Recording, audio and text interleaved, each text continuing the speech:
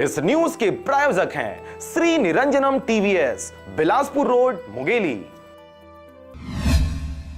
आगामी विधानसभा चुनाव के नजदीक आते ही मतदान जागरूकता को लेकर जिला पुलिस विभाग भी सक्रिय हो गई है। वह आगामी विधानसभा चुनाव को निष्पक्ष व शांतिपूर्ण संपन्न करवाने की दिशा में कार्यरत है।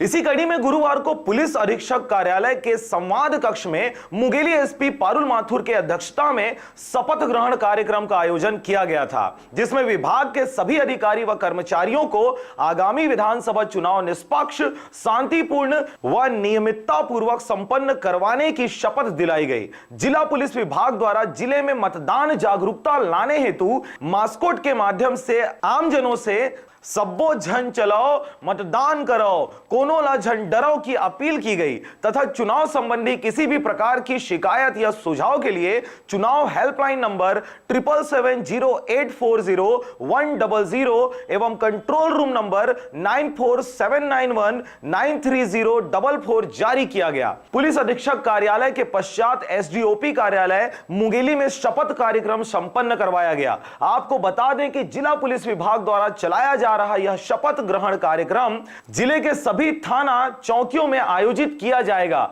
वह 1 नवंबर तक चलेगा। इसी कड़ी में शुक्रवार को अजाक थाने में भी डीएसपी मोनिका परिहार द्वारा शपथ ग्रहण कार्यक्रम रखा गया था, जहां थाने के सभी जवानों को शपथ दिलवाया गया। करने के लिए प्रतिबद्ध रहूंगी।